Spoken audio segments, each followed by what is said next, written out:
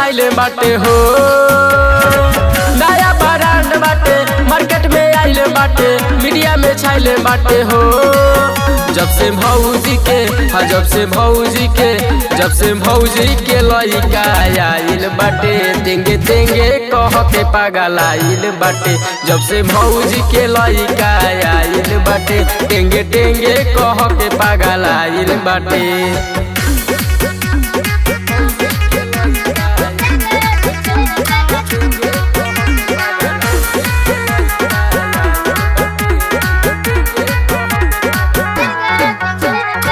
नासाऊ कवन करेला, टेंगे टेंगे ऊ बोलेला। भौजी के लइका बकाली, रात भर ऊ डोलेला। नासाऊ कवन करेला, टेंगे टेंगे बोलेला। भौजी के लइका बकाली, रात भर ऊ डोलेला। कहाँ से आइल बाटे मन घबराइल बाटे, ओही से ताकत आवे हो। कहाँ से आइल बाटे मन घबराइल बाटे, ओही से ताकत आवे हो। जब से भौजी के लइका आइल बाटे, टेंगे टेंगे कह के पागल आइल बाटे। जब से भौजी के लइका आइल बाटे, टेंगे टेंगे कह के पागल आइल बाटे।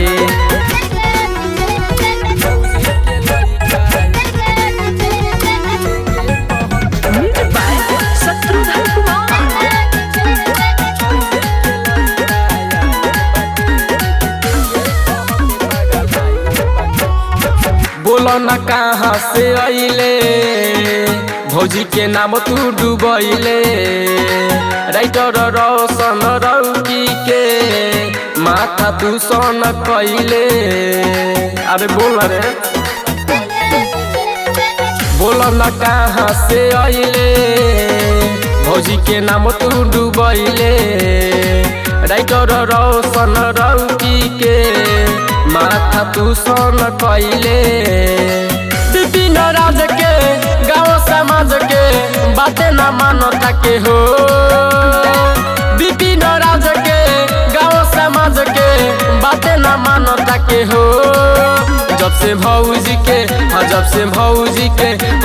भौजी के लइका आइल बाटे, टेंगे टेंगे कह के पागल आइल बाटे। जब से भौजी के लइका आइल बाटे, टेंगे टेंगे कह के पागल आइल बाटे। न्यू ट्रैक बनवाने के लिए संपर्क करें 87 892 53 330।